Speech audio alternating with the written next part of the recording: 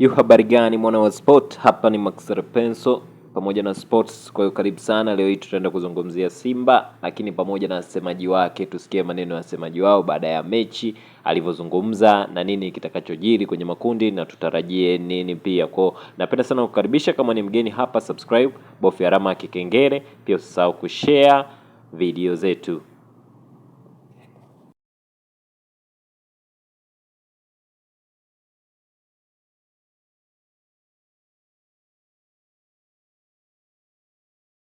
Sisi hatumpongezi yeyote kwa kufuzu kuingia hatua ya makundi, bali wao watupongeze sisi Simba Sports Club kwa kuamsha wao kutoka kwenye usingizi wa pono na kuanza kutamani kushiriki michuano ya kimataifa, na sasa wanashiriki michuano ya kimataifa.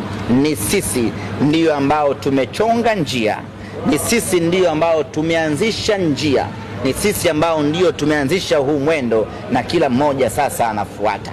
Na kwa maana hiyo, nasisitiza tena, hatuna sababu sisi ambao tuliteseka kutengeneza hii njia, tulidhalilika mwanzo wake kwenye kutengeneza hii njia, tulifungwa 5-3 ikawa ni kawaida, lakini tulivumilia mishale na dhihaka zote hizo ili kuitengenezea Tanzania njia, na leo hii Tanzania imepata njia.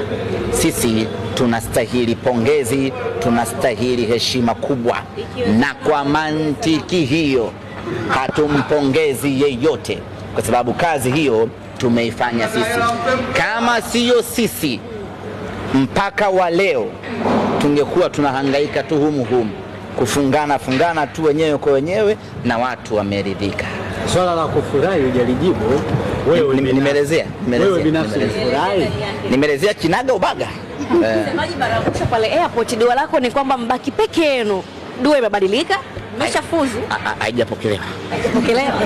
Vipi lakini kwa unairudia tena? Nitaomba nyingine. Mungu hawezi kunitupa mara zote.